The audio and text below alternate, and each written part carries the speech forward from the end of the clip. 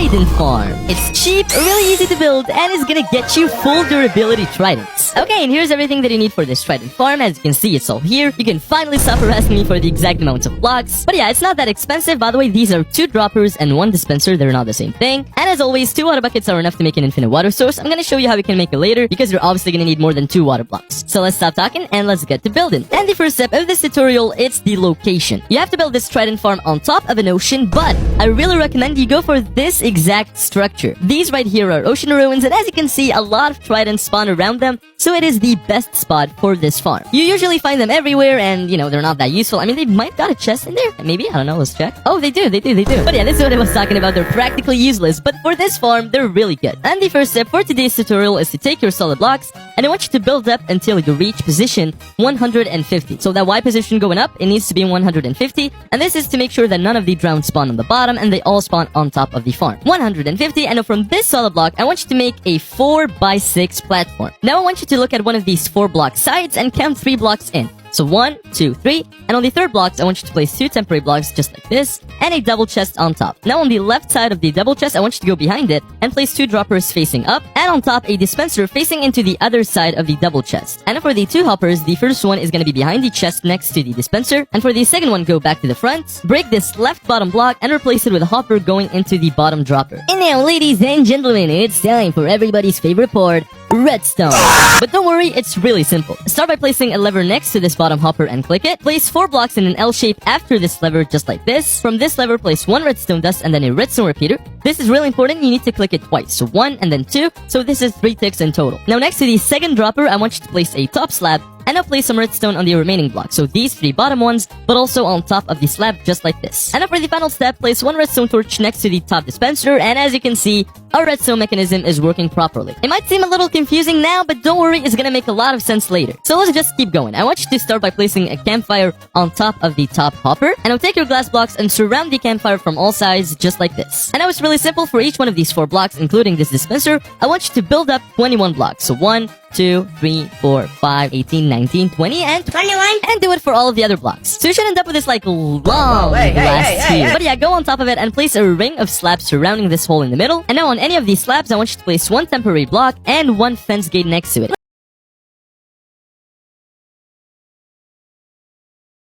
A bit of counting to do. Go to any side, it doesn't really matter, but place 1 block next to the slabs. Now 1 temporary block next to it, 1 on top, and break the first one. And repeat the same step until you have 9 of these diagonal blocks. So 2 blocks, break the bottom one, 2 blocks, break the bottom one, until you have 9 blocks. So 1, 2, 3, 4, 5, 6, 7, 8, 9. From the top to the bottom. Starting from the bottom block, I want you to make a ring around these slabs, just like I'm doing here. And now we're gonna be repeating the same step for each one of these blocks, so making a ring around the previous ring that we just placed. Ringception, or something. And just like that, we're done. This is what you should end up with. It's like a hopper that like turned white. Next, I want you to go to each one of these corners, and there is a bit of trimming to do. Count 3 blocks down diagonally, so 1, 2, 3, place 1 block, move 1 block up, place another one, and break this final one. It's kind of confusing, but this is what you should end up with, and do it for all corners. So again, third block, place 1 block, another one on top, and break these blocks, and just do it again. Once you did that, go to the final layer and build 1 more block up, all around, and once you're done, it's water time.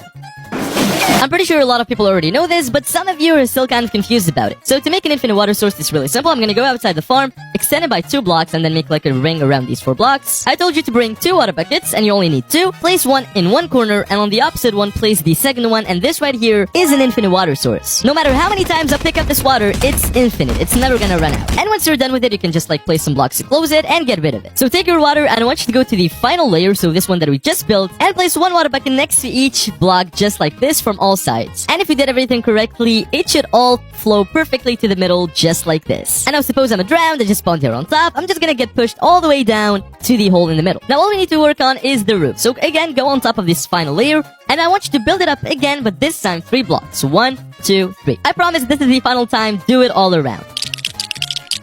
And now for the final step, take your leaves, and I want you to place some blocks not only on top of this like ring, so cover all of this funnel using leaves. This is really important. You cannot use any other block or else it's not gonna work. It has to be leaves. And just like that, ladies and gentlemen, our farm is complete. I'm gonna show you how it works. It's really simple. I'm gonna start by going all the way down to this spot, which is gonna be our AFK area. So we're just gonna be sitting here and waiting for some drown to spawn. And as you can see, not a couple seconds later, we already got 2 drowns. That was 2. But as you can see, a lot of them are gonna start to drop. They're gonna go on top of the campfire wall. They're basically gonna die. And all of their loot is gonna go into this chest right here. And you're probably wondering, like, what are we doing with this entire mechanism over here? Well, this is where it gets fun. As you can see, that was a drown that was holding a Nautilus shell, and we got it in the chest. And they are special. If you see a drown holding a trident, there is a big chance that he can drop it, full durability, if you drop him a Nautilus shell. And of course, we're gonna be exploiting this feature. Once we have enough, we're gonna start this mechanism, which will transport all of the Nautilus shell all the way up to this dispenser, which is gonna start throwing them consistently, so we can get a lot of full durability tridents. We can't start it yet though, we need at least 30 Nautilus shells. So now all you have to do is just wait until you have enough, and don't worry, it's not gonna take that long. Okay, it's been like less than 10 minutes, and we already got all of this rotten flesh, but more importantly, we got 32 Nautilus shells. And I forgot to say it, if you have some like laying around from fishing, or I don't know how you got them, you can also use them. Anyways, now open the bottom hopper, and I want you to spread one item per slot, just like this, and place the final 28 or 26 if you start with 30 in this final spot right here, and now all you have to do is press this lever. As you can see, the mechanism is working, so it's gonna be constantly dropping Nautilus shells. They're gonna go into the chest, go back to the same hopper, and that's it. And trust me, that 10-minute wait for 30 Nautilus shells is gonna be worth it, because we're gonna start getting a lot of tridents. And boom! Okay, this is not even a joke. Literally like less than a minute in, we already got our first trident, and as you can see, it's full durability. So the way it works, they drop down, they pick up an Nautilus shell if they can, and they're gonna give us their tridents in return. Oh my god, 10 minutes later, and we got 1, 2, 3 more tridents than we got before. It's just insane.